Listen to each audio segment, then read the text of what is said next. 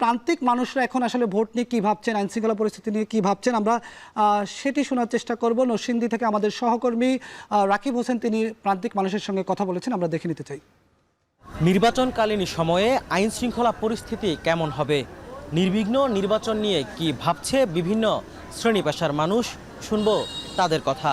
আইনশৃঙ্খলা বাহিনী তো খুবই খারাপ অবস্থার মধ্যে আছে। একটা উৎসব মুখর পরিবেশে যে ইলেকশনের যে চিন্তা করতেছি, এটা মনে হয় রায়পুর উপজেলাতে হওয়া একদমই সম্ভব না। আমরা সামনে যে একটা সুষ্ঠু একটা ইলেকশন দেখব, সেটার সম্ভাবনা আমি অন্তত আপাতত দেখতেছি না।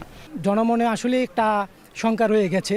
তা আমরা আশা করব যে সামনে যখন 2026 সালের ফেব্রুয়ারিতে নির্বাচন অনুষ্ঠিত হবে, প্রশাসনকে সুন্দরভাবে সাজিয়ে শৃঙ্খলা বাহিনীকে শক্ত একটা অবস্থানে নিয়ে যাবে। আমরা প্রত্যাশা রাখি বাংলাদেশের এই বর্তমান নিরপেক্ষ সরকার আমাদের সেই সমাধানের পথ খুঁজে বের করে আমাদেরকে ভোট দেওয়ার জন্য উদ্বৃত্ত করার যে ব্যবস্থা, আইন শৃঙ্খলা বাহিনী আরো জোরদার করবে। বর্তমান যে পরিস্থিতি আছে, এই পরিস্থিতিতে যদি নির্বাচন হয় তাহলে মারামারি সংখ্যা আছে। আর যদি বর্তমানে যে পরিস্থিতি আছে, এই পরিস্থিতি না থাকে, আইন শৃঙ্খলা বাহিনী যদি সুষ্ঠুভাবে যদি নির্বাচন করতে দেয়, তাহলে ইনশাল্লাহ নির্বাচন সুন্দর হবে। অ্যাকচুয়ালি ওই রকম আইন শৃঙ্খলা পরিস্থিতি তো অতটা ভালো না, এটা বাংলাদেশের প্রত্যেকটা মানুষই জানে। কিন্তু আমরা আশা করি যে নির্বাচন যত ঘনাবে, আইন শৃঙ্খলা পরিস্থিতি তত উন্নত হবে।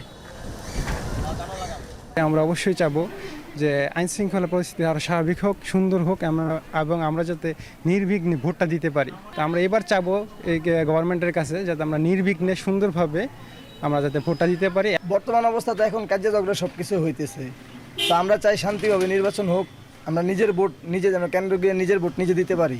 আসলে পূর্বে আমরা দেখেছি নরসিংদীতে নির্বাচন আসলেই খুন খারাপে চলে, এবং আগামী যে খুব দ্রুত কাছাকাছি সময়ে সরকার বলছে নির্বাচন হবে, ওই নির্বাচনে যে আমরা রাজনৈতিকভাবে খুন খারাপি বা আইন শৃঙ্খলা পরিস্থিতি খুব উন্নতি পাবো, সেই কোনো লক্ষণ আমরা দেখতে পাচ্ছি না। বিগত সময়ে আমরা যেরকম অবস্থা দেখে আসছি, নির্বাচনকালীন সময় আমাদের ভিতরে একটা ভয়, একটা আতঙ্ক কাজ করছে। আমরা চাই যে একটা সুষ্ঠু সুশৃঙ্খল নির্বাচন হোক, মানে নির্বাচনে আমাদের সকলের ভোটের অধিকারটা যেন বাস্তবায়ন হয়। এখন যে পরিস্থিতি, আইনের অবনতি, এতে কতটুকু থাকবে এটা আমার পুরো আস্থা নাই। এই অবস্থা চলতে থাকলে যদি পরিবর্তন না হয়, তাহলে পুরোপুরিভাবে যে স্বাধীনভাবে ভোট দিতে পারবে এটা আমার হয় না। আইন শৃঙ্খলা যে অবস্থা এখন চলছে, যদি এর চেয়ে ভালো না হয়, তাহলে নির্বাচন সুষ্ঠু হবে না। আইন শৃঙ্খলা আরও কঠিন করতে হবে। সকল মতানৈক্য পেছনে ফেলে আগামীর নির্বাচন হবে অবাধ, সুষ্ঠু এবং নিরপেক্ষ, এমন প্রত্যাশা সকলের।